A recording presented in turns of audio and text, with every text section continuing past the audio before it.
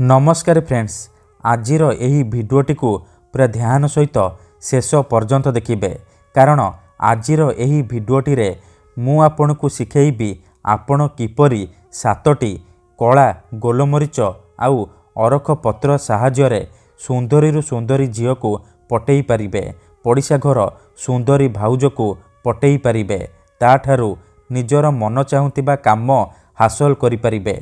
बिना मंत्र तंत्र रे आपण घरे बसी बसी एही वशीकरण को अति सहजरे करि पारिबे। बिना कोनोसी पैसा खर्च करी आपण एही वशीकरण को करि पारिबे आउ निज पसंदर झील को मुहूर्तक भितरे पटई पारिबे। पड़िशा घर सुंदरी भाउज ठारू निजर मन चाहुतिबा काम हासिल करि पारिबे। हाँ फ्रेंड्स, सीए राति दिन हाथ धरी रूम को डाकिब, जहा चाहिए ताहा करिब, कोनोसी प्रकार बाधा देब नाही। एथिपाई आपण को बेसी किछि करिबाकू पड़िबनी, केवल 7टी कला गोलमरीच आनिबे आउ गोटिए अरख पत्र आनिबे। तापरे मु आपण को किछि प्रयोग विधि शिखेबी, आपण सेही प्रयोग विधि को ठीक भाबरे करिदेबे, किछि भी भूल भाल करिबेनी। तापर देखिबे चमत्कार, जेमिति आपण एपटे एही विधि को करिबे, सेही समय ठारू से झील हेउ बा पड़िशा घर भाउज आपणक आड़कू आकर्षित हेबाकू लागिब। राति दिन आपणक कथा भाबिब, आपण को छाड़ी गोटे मुहूर्त भी रही पारिबनी। तेबे एही वशीकरण को आपण केवल मंगलवार, शुक्रवार किंबा शनिवार दिन करि पारिबे। एही 3 दिन मध्यरु आपण गोटिए दिन एही वशीकरण करिबे, अन्य कोनोसी दिन एही वशीकरण एते काम करिबनी। तेणु मंगलवार, शुक्रवार किंबा शनिवार दिन एही 3टी दिनरु गोटिए दिन रे आपण एही वशीकरण को करिबे। ठीक अछि, संध्या 5टारू राति 11टा मध्यरे आपण एही वशीकरण को करि पारिबे। किंतु मन रखंतु, विधिटी करिबा पूर्वरु ध्यान रखिबे जेमिति आपण को केही देखिबेनी किंबा अधारू डाकिबेनी, काहेकि ना अधारू डाकिदेले आपणकर वशीकरण काम करिबनी।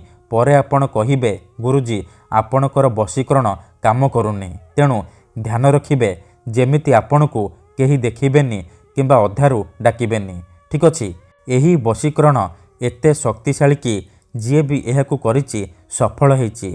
वर्ष वर्ष धरी भांगी जाइतिबा पुराणा प्रेम को फेराई आनी पारिछि।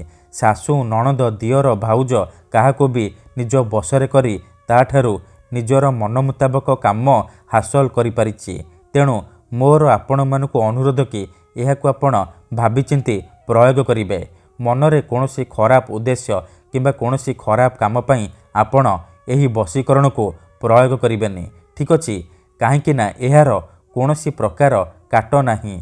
मात्र थरे जेउ झियो बा नारी उपरे आपण एही वशीकरण को गोटिए थर प्रयोग करिदेबे, ता नामरे एही वशीकरण को प्रयोग करिदेबे, सीए सेही समय ठारू आपणक आड़कू आकर्षित हेबाकू लागिब। आपणक प्रेम रे दीवानी हेजिब, जहा चाहिए ताहा करिब। तेबे एही वशीकरण को आपण किपरि करिबे, केमिति करिबे, मु आपणकू शिखेबी। संपूर्ण प्रयोग विधि ठीक भाबरे शिखेबी। जानिबा पई मोर आपण मानकू अनुरोध कि आपण भिडियोटी को पूरा ध्यान सहित मूलरू शेष पर्यंत देखिबे, तेबे जाय कि आपण संपूर्ण प्रयोग विधि जानि परिबे।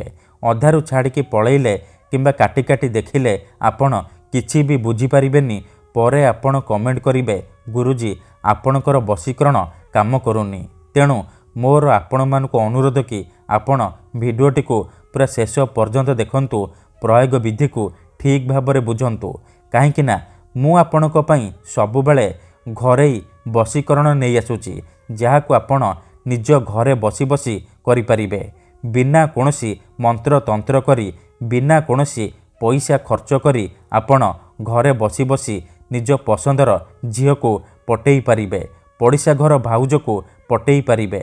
मन रखंतु, एही वशीकरण विधि को आपण केवल मंगलवार, शुक्रवार किंबा शनिवार दिन करि पारिबे। संध्या 5टारू राति 11टा मध्यरे आपण एही वशीकरण को करि पारिबे।